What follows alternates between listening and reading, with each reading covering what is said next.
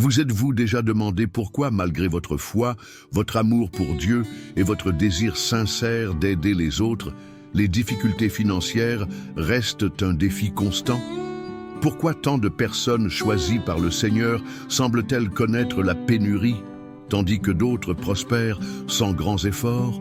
Serait-ce une forme de punition ou y a-t-il un plan divin derrière ces épreuves? Aujourd'hui, nous allons dévoiler cette puissante vérité qui peut transformer votre façon de percevoir vos luttes. Restez jusqu'à la fin, car nous ferons une prière pour que Dieu fortifie votre foi et prépare votre cœur aux bénédictions qu'il a en réserve pour vous.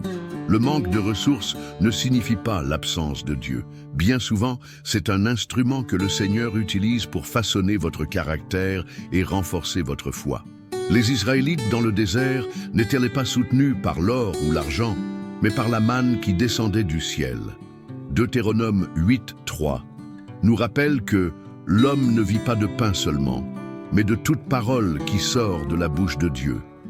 Si vous êtes un élu du Seigneur, vous pouvez faire face à des défis financiers parce que Dieu veut que vous dépendiez de lui et non des richesses matérielles. Cette période peut être une préparation pour une mission plus grande, vous apprenant à faire confiance à Dieu avant toute chose. L'argent révèle beaucoup sur nous. Jésus nous a mis en garde dans Matthieu 6:24. Nul ne peut servir deux maîtres, vous ne pouvez servir Dieu et l'argent. Dans sa souveraineté, Dieu permet certaines difficultés financières pour tester et purifier nos intentions. Il désire que lorsque la bénédiction financière arrivera, notre cœur soit aligné avec son dessein et non avec la convoitise du monde. Si Dieu ne vous a pas encore accordé l'abondance financière, c'est peut-être parce qu'il construit en vous la maturité nécessaire pour bien gérer cette bénédiction. Le fils prodigue, Luc 15:11-32, a gaspillé son héritage parce qu'il l'a reçu avant d'être prêt à l'utiliser avec sagesse. Dieu ne veut pas seulement que vous ayez des richesses, il veut que vous sachiez les utiliser pour sa gloire. Les difficultés financières peuvent aussi être le résultat d'un combat spirituel. L'ennemi sait que si vous prospérez, vous utiliserez vos ressources pour faire avancer le royaume de Dieu. C'est pourquoi il tente de bloquer votre accès à la provision divine. Mais souvenez-vous, nous n'avons pas à lutter contre la chair et le sang, mais contre les dominations, contre les autorités, contre les princes de ce monde de ténèbres. Éphésiens 6:12.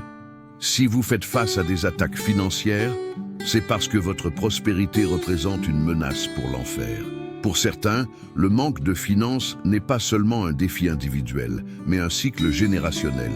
Dieu peut vous appeler à être celui qui brise ces malédictions dans votre famille. Galates 3:13 nous rappelle que Christ nous a rachetés de la malédiction de la loi, étant devenu malédiction pour nous. Si vous traversez des difficultés, c'est peut-être parce que Dieu veut vous utiliser pour apporter la liberté financière aux générations futures. Bien souvent, Dieu permet les défis financiers pour détourner notre regard des choses terrestres et nous diriger vers son dessein éternel. Colossiens 3:2 nous instruit. Attachez-vous aux réalités d'en haut et non à celles qui sont sur la terre. La pénurie peut être un rappel que notre véritable sécurité est en Dieu et non dans les richesses de ce monde. Lorsque nous faisons face à des moments de besoin, nous sommes amenés à réfléchir à ce qui a vraiment de la valeur. Dieu peut nous appeler à un temps de plus grande communion avec lui, où nous apprenons à dépendre de lui dans les moindres détails de notre vie. Tout comme le peuple d'Israël dans le désert était nourri jour après jour par la manne, sans accumuler de provisions, nous apprenons à faire confiance à Dieu pour pourvoir à nos besoins au moment opportun. De plus, les périodes de pénurie nous apprennent à apprécier ce que nous avons. Lorsque tout nous est donné facilement, nous ne réalisons pas toujours les bénédictions qui nous entourent. Mais en traversant des épreuves, nous apprenons à être reconnaissants pour peu, à voir la main de Dieu dans chaque provision et à cultiver un cœur rempli de gratitude. Les difficultés financières peuvent être un instrument que Dieu utilise pour nous montrer que nous ne sommes pas appelés à être prisonniers des préoccupations matérielles, mais à rechercher le royaume et à faire confiance à sa promesse. Cherchez premièrement le royaume de Dieu et sa justice, et toutes ces choses vous seront données par-dessus. Matthieu 6, 33. L'apôtre Paul a déclaré « Je sais vivre dans l'humiliation, et je sais vivre dans l'abondance. En tout et partout, j'ai appris à être rassasié et à avoir faim, à être dans l'abondance et à être dans la disette. » Philippiens 4, 12. Cette déclaration puissante révèle une vérité fondamentale de la foi chrétienne. La véritable joie et la paix ne viennent pas des circonstances extérieures, mais d'une confiance totale en Dieu. Paul n'a pas seulement connu des moments d'abondance, il a aussi fait l'expérience de difficultés extrêmes, de persécutions et de pénuries. Pourtant, il a appris à rester ferme, sachant que sa suffisance venait de Christ.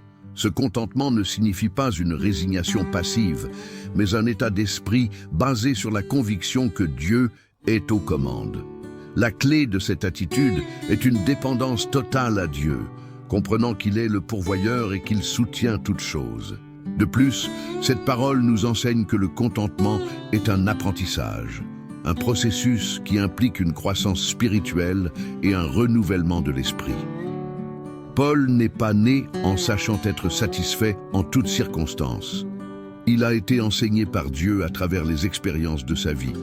De la même manière, nous pouvons apprendre à faire davantage confiance au Seigneur et à trouver notre satisfaction en lui, quelles que soient les difficultés auxquelles nous faisons face.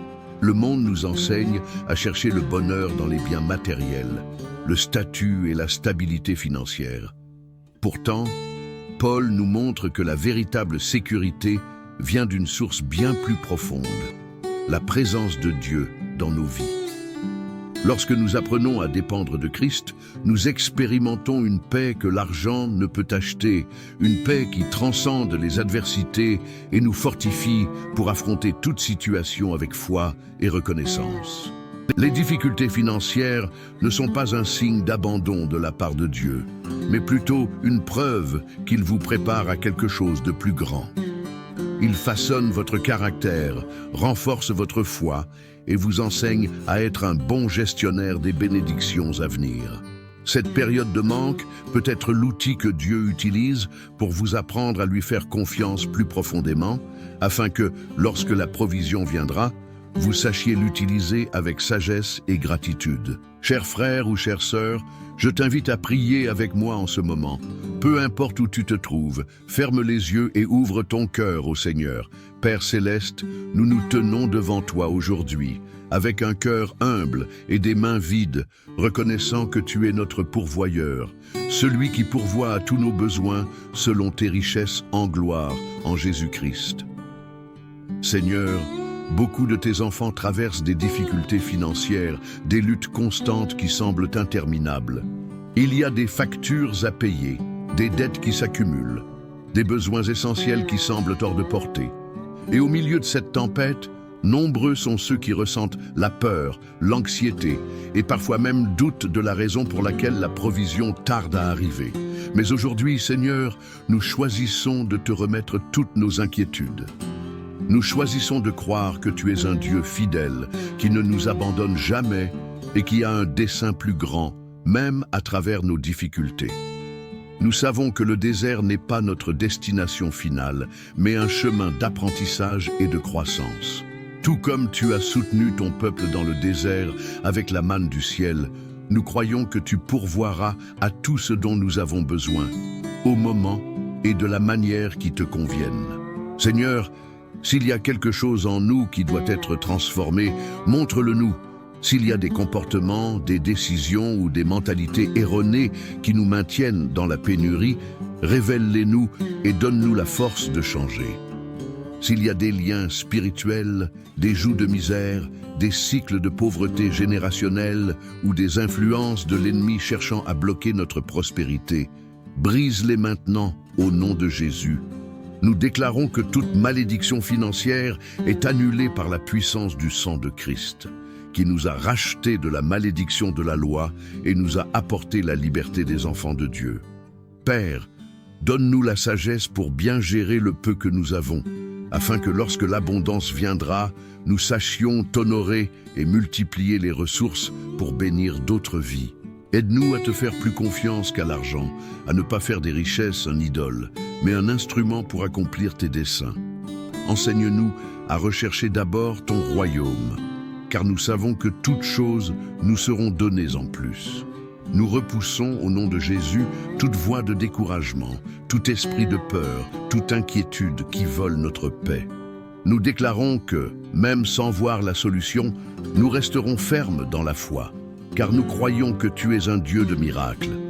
Tout comme tu as multiplié les pains et les poissons, nous savons que tu peux multiplier nos ressources et ouvrir des portes là où nous ne voyons aucune issue. Seigneur, apporte des opportunités inattendues, des connexions divines et des chemins de provision surnaturelle. Bénis le travail de nos mains, prospère nos entreprises, donne-nous la créativité pour trouver de nouvelles sources de revenus et la sagesse pour éviter les pièges financiers. Que nous puissions vivre libérés de l'esclavage de la dette et expérimenter l'abondance qui vient de toi. Père, fortifie ceux qui sont fatigués de lutter, ceux qui ont pleuré des nuits entières sans savoir comment résoudre leurs problèmes. Relève-les avec un nouvel espoir, renouvelle leurs forces et donne-leur la paix au milieu des difficultés.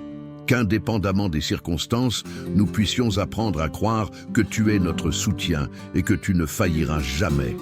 Nous te remettons tout, croyant qu'en ton temps parfait et selon ta volonté, nous verrons ta puissante main nous conduire vers une nouvelle saison de provision et de bénédiction.